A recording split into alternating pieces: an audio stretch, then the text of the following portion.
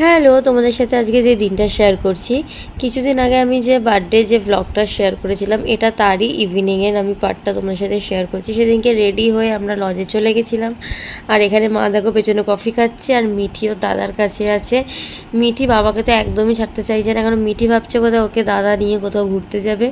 যাই হোক, আমরা রেডি হয়ে চলে এসেছি, আর এখানে পকোড়া, কফি এইসব খাচ্ছিলাম। তো এগুলো খেয়ে আবার ফটো তোলার জন্য ডাকাডাকি হচ্ছিলো, কারণ সবাই মিলে তো ফ্যামিলি ফটো তুলতেই হবে, তাই ফ্যামিলি ফটো তুলছিলাম।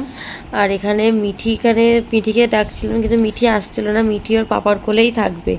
মিঠির এখন কি হয়েছে কি জানি, হয় দাদা হয় পাপা কারোর না করে থাকবে। একে যে আমার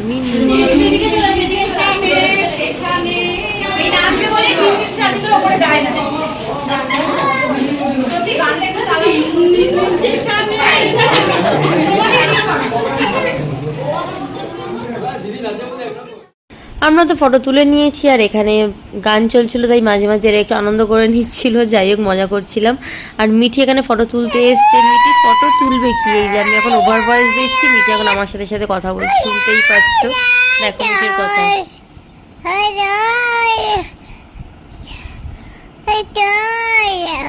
এই যে মিঠি এখানে এই যে বকবক করছে, মিঠির ভয়েস মিঠি নিজেই দিচ্ছে, দেখতেই পাচ্ছ। আর কেক কাটিংয়ের দেখতে পাচ্ছ না, শুনতেই পেলে তোমরা। এখন এখানে কেক কাটিং হবে, ওর বন্ধুদের সাথে কেক কাটছে।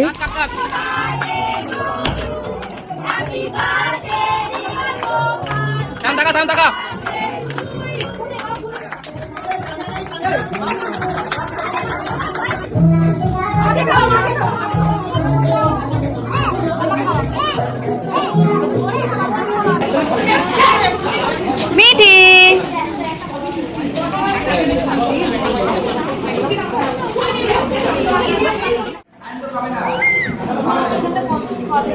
আমরা এখানে খেতে বসে পড়েছিলাম, আর আমাদের সাথে মিঠি খেতে বসেছিল। আর মিঠি তো একদম টেবিলে উঠে গেছে, টেবিলে উঠেই ওকে খাওয়ানো হচ্ছিলো, কারণ চেয়ারে ওকে বসিয়ে একদম দেখা যাচ্ছিলো না। আর মিঠিকে নিয়ে খাওয়া মানে ওকে কিছু একটা দিয়ে ব্যস্ত রাখতে হবে, তাই একটু একটু সন্দেশ দিয়ে ওকে ব্যস্ত রাখা হয়েছিল।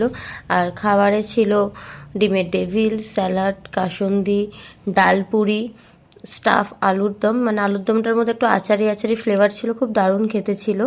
আর জিরা রাইস, আর তার সাথে ছিল চিকেন কষা, চাটনি, পাঁপড়, মিষ্টি, আইসক্রিম, আরও অনেক কিছু ছিল। কিন্তু ওই লাস্ট ওই চাটনি আর পাঁপড় অবধিই খেয়েছি, কেন আগে চাটনি পাঁপড়টাও খেতাম না।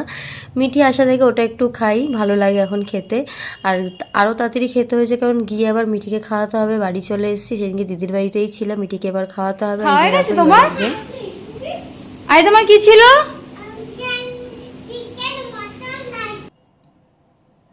সেদিন